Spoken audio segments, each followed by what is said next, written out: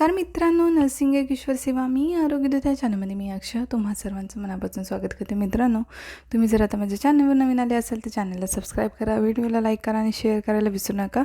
तर आजच्या व्हिडिओमध्ये आपण बघणार आहोत GNM थर्ड इयर आणि GNM सेकंड इयर ANM स्टुडंटसाठी इम्पॉर्टंट क्वेश्चन. गरोदर मातेला कोणता आरोग्य सल्ला द्याल? ठीक आहे, गरोदर माता जी आहे प्रेग्नंट त्या लेडीला आपण कोणता सल्ला देणार, हा 5 मार्काला जो प्रश्न विचारला जातो मिडवायफरीमध्ये. तर चॅनलवर नवीन आले असाल तर चॅनलला सबस्क्राईब करायला नक्कीच विसरायचं नाही आहे. तर आता व्हिडिओला सुरुवात करूया आपण. तर पहिला आहे वैयक्तिक स्वच्छता, पर्सनल हायजीन, हा आपण सल्ला देणार आहे.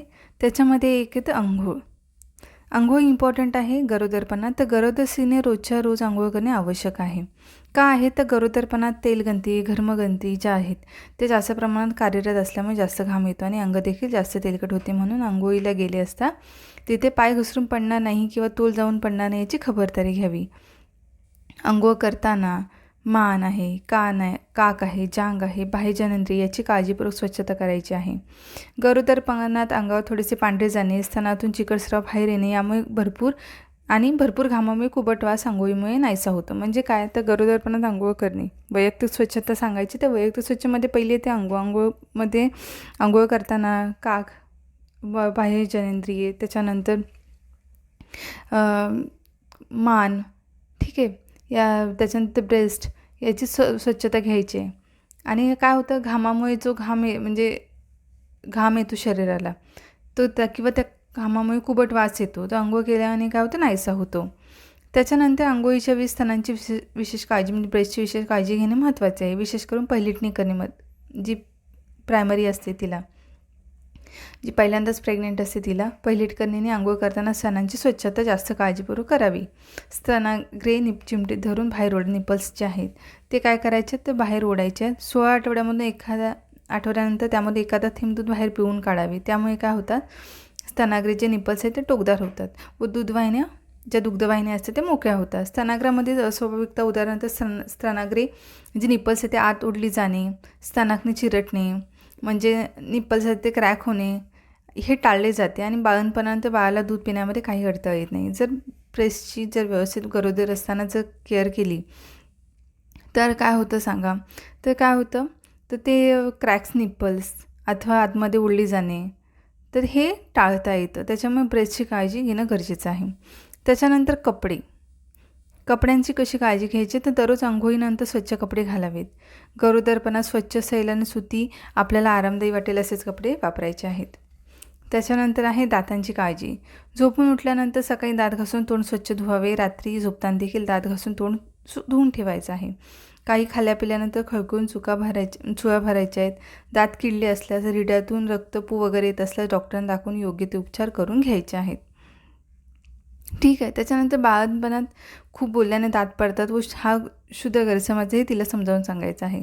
बाळंतपणात कधी खूप म्हणजे बोलल्याने दात पडतात हा काय आहे तर गैरसमज आहे हे सांगायचं आहे. दातांची काळजी घ्यायला सांगायचं आहे, हिरड्यांची काळजी घ्यायला सांगायची आहे. इवन त्याच्यातनं पस वगैरे येत असेल दातातून तर त्या मातेला आपण काय सांगायचं आहे डॉक्टरांकडे दाखवून आणण्यास सांगायचं आणि उपचार घ्यायला सांगायचं आहे. त्यानंतर केसांची काळजी, हेअर केअर मध्ये केस रोजच्या रोज तेल लावून विंचरावेत. आठवड्याला 2 वेळेस किंवा 1 वेळेस केस धुवायचे आहेत. केस धुवायला सांगायचे आहेत. आठवड्याला 2दा अथवा 1 वेळेस तरी नक्कीच सांगायचं आहे. नंतर नखे हातापायांची स्वच्छता कशी करायची आहे तर नखे स्वच्छ ठेवायचे आहेत. नखात घाण असू नये. आठवड्यातून 1 वेळेस नियमाने नखे कापायचे आहेत. जेवणाअगोदर जेवणानंतर हात स्वच्छ धुवायचे आहेत. तसेच शौचास जाऊन आल्यानंतर हात साबण पाण्याने स्वच्छ धुवावेत. हात धुत असताना नखांची स्वच्छता महत्त्वाची लक्षात ठेवायचं आहे. त्याच्यानंतर हातापायांची स्वच्छता शौचास जाऊन आल्यानंतर भरपूर पाण्याने करायची आहे. लगवीस गेल्यानंतरही गरोदर स्त्रीने भरपूर पाण्याने बाह्य जननेंद्रियाची स्वच्छता करावी आणि जाऊन आल्यानंतर हातापायांची स्वच्छता करायची आहे. नखांची स्वच्छता करायची, हातापायांची सुद्धा स्वच्छता करायची आहे. त्याच्यानंतर व्यायाम करायचा आहे. दुसरा येतो प्रकार व्यायामामध्ये काय करायचं तर गरोदर स्त्री जी आहे तिने रोजची दैनंदिन कामे करायचीच आहे. त्यामुळे तिला पुरेसा व्यायाम मिळतो. सकाळी संध्याकाळी मोकळ्या हवेत फिरायला जायचं आहे. अतिश्रमाची थकवा येईल अशी कामे टाळावीत. ती जर नोकरी करणारी असेल तर तिने प्रसूतीच्या आदमासी तारखेपूर्वी 6 आठवडे रजा घेणे आवश्यक आहे. कारण शेवटच्या 1.5-2 महिन्यात ती खूपच अवघडलेली असते आणि घरकामासहित नोकरीच्या ठिकाणाच्या कामामुळे तिला थकवा येत असतो. त्याच्यानंतर झोप आणि विश्रांती. तर झोप आणि विश्रांतीमध्ये गरोदर स्त्रीला रात्रीची झोप अत्यंत आवश्यक आहे.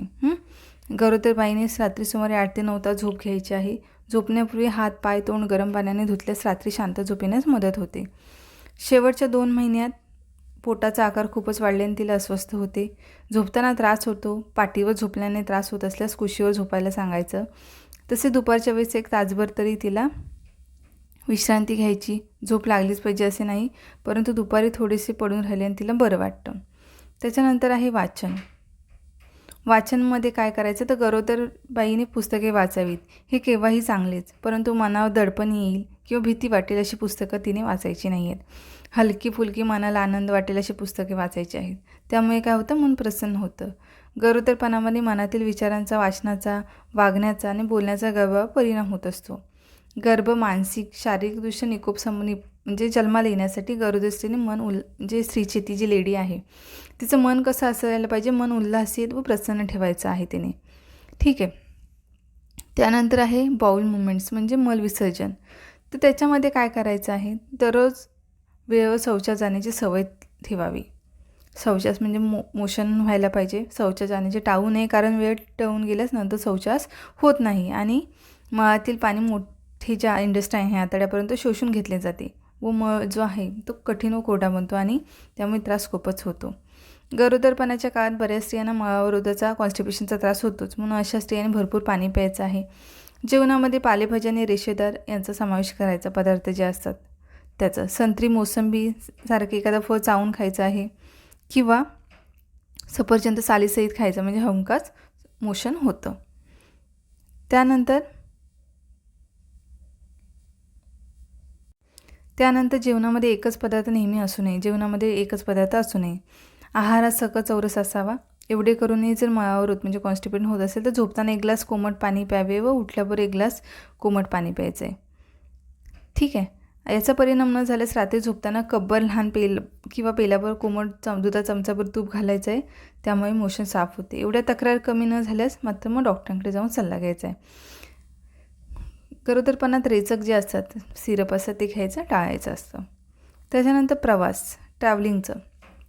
तर गरोदर स्त्रीने पहिल्या 3 महिन्यात व शेवटच्या 3 महिन्यात प्रवास शक्यतो टाळावा. अगदी जरुरी असेल तरच प्रवास करायचा आहे. पहिल्या 3 महिन्यात मळमळ उलट्यांचा त्रास असतोच तिला. त्यातच बस लागल्याने, गर्दीत घुसमटल्याने, म्हणजे वासामुळे, घामटवासामुळे उलट्यांचा व अस्वस्थतेचा त्रास होतो. शेवटच्या 3 महिन्यात बसचे धक्के बसल्यामुळे प्रसववेदना सुरू होऊन असुरक्षित ठिकाणी प्रसूती होण्याचा धोका असतो. मग ते टाळायचं आहे. म्हणून प्रवास टाळायचा आहे. मधल्या 3 महिन्यात प्रवास करण्यास हरकत नाही. तोही गरजेनुसारच करायचा आहे. गरोदरपणाच्या 32 आठवड्यानंतर विमान प्रवास अजिबात करू नये, कारण अवकाशामध्ये हायपॉक्सियाचा धोका असतो. ठीक आहे. विमान प्रवासही टाळायचा आहे. ठीक आहे. त्याच्यानंतर वाईट सवयी. वाईट सवयीमध्ये काय तर आरोग्याच्या दृष्टीने घातक असलेल्या सवयी टाळायच्या आहेत. त्याच्यामध्ये तर तंबाखू खाणे, तंबाखू लावणे, मद्यपान करणे. आपल्या देशातही काही जमातीतल्या स्त्रिया मद्य घेतात, म्हणजे दारू पितात. गरोदर स्त्रीस अशी वाईट सवयी असली तर तिचा गर्भावर अनिष्ट परिणाम होतो. स्मोकिंग, ड्रिंकिंग, तंबाखू खाणे या गोष्टी जर असेल तर त्याचा बाळावर परिणाम म्हणून त्या सोडायला सांगायचं. त्याऐवजी पान खाणे, धान्याची डाळ तोंडात ठेवणे अशा पर्यायी सवयी घेण्यास हरकत नाही. कारण पाण्यातून कॅल्शियम, धान्यातून, डाळीतून भरपूर प्रमाणात जीवनसत्व मिळेल. गरोदर स्त्रीने शक्यतो आरोग्यास हितवा असलेल्या सवयी जोपासायच्या आहेत. नंतर पतीशी संबंध, कोइटस. गरोदरपणाच्या सुरुवातीच्या 3 महिन्यात व शेवटच्या 3 महिन्यात पतीशी शारीरिक संबंध टाळणे हितावह ठरते, कारण पहिल्या 3 महिन्यात गर्भपात होण्याचा धोका असतो. ज्या गरोदर स्त्रीची वरचेवर गर्भपात झाल्याची स्त्री, अशा स्त्रीने पहिल्या 3 महिन्यात पतीशी संबंध टाळावेत. शेवटच्या 3 महिन्यात पोट खूपच असल्याने बाईला त्रास होतो. तसेच जननमार्गाने जंतुदोष होण्याची, क्वचित प्रसंगी म्हणजे प्रीमॅच्युअर डिलिव्हरी होण्याचा धोका असतो. नंतर आहे मानसिक तयारी. तर गरोदरपण व बाळंतपण घडणाऱ्या मुद्द्यांबद्दल माहिती देऊन तिची मानसिक तयारी करायची आहे. गरोदर बाळंतपण ही नैसर्गिक क्रिया आहे, यामध्ये भिण्यासारखे काही नाही, हे आपण तिला समजावून सांगायचं आहे. गरोदर किंवा बाळंतपण ही काय आहे तर म्हणजे नैसर्गिक क्रिया आहे, याच्यामध्ये घाबरण्यासारखं काही नाही असं आपल्याला तिला सांगायचं आहे.